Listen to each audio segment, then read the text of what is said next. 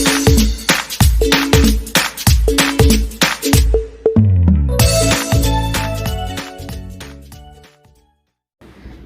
Friends, வணக்கம். இன்றைக்கி என்ன பார்க்க போகிறோம்னா, கேக்கில் வந்து ஸ்மெல் வந்து வருது. நான் எவ்வளோ நல்லா பீட் பண்ணாலும் எப்படி பண்ணாலும் வருதுன்னு சொல்லி நிறையா பேர் சொல்கிறீங்க. அவங்களுக்கான வீடியோ தான் இது. ஃபஸ்ட்டு வந்து என்னென்ன காரணத்தினால வருதுன்னு தெரிஞ்சுக்குவோம். முதல் காரணம் என்னென்னு கேட்டிங்கன்னா, எக்கோட குவாலிட்டி, அதாவது ஃப்ரெஷ்னஸ் வந்து ரொம்ப ரொம்ப முக்கியங்க. நம்ம பேக்கிங்கை பொறுத்த வரைக்கும் இன்க்ரீடியன்ஸோட ஃப்ரெஷ்னஸ் வந்து ரொம்ப ரொம்ப முக்கியம். எப்படி ரூம் டெம்பரேச்சரில் இருக்கணும்னு சொல்கிறோமோ அதே போல் ஃப்ரெஷ்னஸும் முக்கியம். இங்கே சில டெஸ்ட்டெல்லாம் கொடுத்துருக்காங்க. இந்த மாதிரி நீங்கள் எக் வாங்கினதையும் டெஸ்ட் பண்ணி பாருங்கள். அப்போ உங்கள் எக்கோட ஃப்ரெஷ்னஸ் வந்து தெரிஞ்சிடும். அடுத்து வந்து பார்த்திங்கன்னா, பீட் பண்ணுறது. நிறையா பேர் வந்து ரொம்ப நேரம் வந்து பீட் பண்ணணும் அப்படின்னு சொல்லி இது பண்ணிவிட்டு சரியாக பீட் பண்ணாமல் விடுறதுனாலையும் வந்து எக் ஸ்மெல் வரும். நல்லா பீட் பண்ணிங்கன்னா எக் ஸ்மெல் வந்து வராது.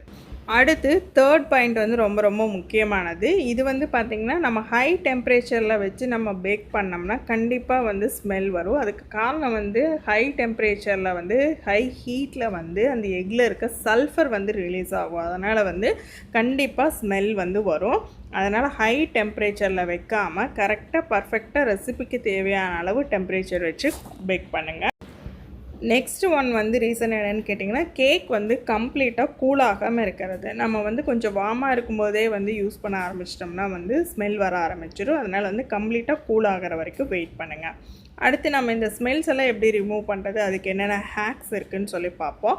ஃபஸ்ட்டு ஹேக் என்னன்னு கேட்டிங்கன்னா, நீங்கள் வந்து எக்கில் வந்து yellow colour and white colour 2 portions இருக்கும். அந்த 2 போர்ஷனையும் ஜாயின் பண்ணுற மாதிரி ஒரு சின்னதாக ஒயிட்டாக வந்து டிஷ்யூ மாதிரி இருக்கும். அது வந்து பார்த்திங்கன்னா நூல் மாதிரி ஒரு ஜவ்வு மாதிரி இருக்கும். அதை வந்து நீங்கள் எடுத்துட்டிங்கனாவே போதும், இந்த ஸ்மெல் வந்து வராது. பீட் பண்ணுறதுக்கு முன்னாடி அதை எடுத்துருங்க.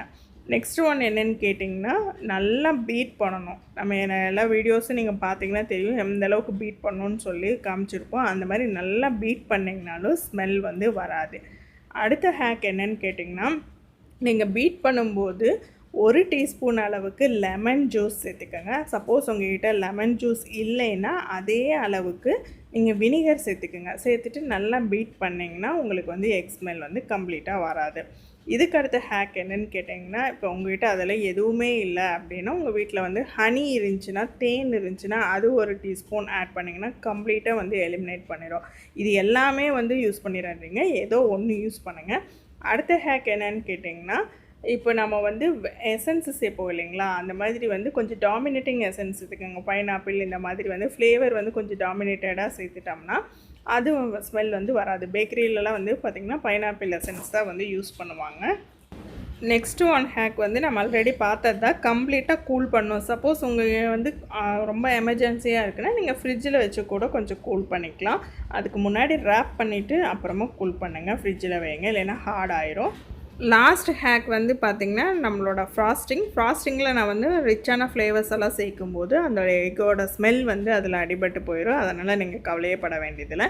இது எல்லாத்தையும் தாண்டி எனக்கு இன்னும் வந்து எக் ஸ்மெல் வந்து அடிக்குது அப்படின்னு சொல்லி நீங்கள் ஃபீல் பண்ணிங்கன்னா, you have a good opportunity in crime branch. அதாவது க்ரைம் பிரான்ச்சில் ஆப்பர்ச்சுனிட்டி இருக்குதுன்னு சொல்கிறேன். எதுக்காக அப்படின்னு கேட்டிங்கன்னா, உங்களுக்கு வந்து ஹையர் ஸ்மெல் சென்சிட்டிவிட்டி இருக்குது. அது அதிக மோப்ப சக்தி திறன் வந்து உங்களுக்கு அதிகமாக இருக்குது அப்படின்னு அர்த்தம். இது சயின்டிஃபிக்கலி ப்ரூவன். எக் ஸ்மெல்க்கு மட்டும் சொல்ல, நார்மலாக எல்லா ஸ்மெல்ஸும் வந்து உங்களுக்கு அந்த மாதிரி வந்து அதிகமாக வந்து உங்களுக்கு மற்றவங்க கம்பேர் பண்ணும்போது மற்றவங்களோட உங்களுக்கு வந்து அதிகமாக இருக்கும். அவ்வளோதான். இந்த மாதிரி ரீசன்ஸ்லையும் உங்களுக்கு வந்து எக் ஸ்மெல் வந்து தெரியலாம். நம்ம சேனல் பிடிச்சிருந்தா சப்ஸ்கிரைப் பண்ணுங்கள்.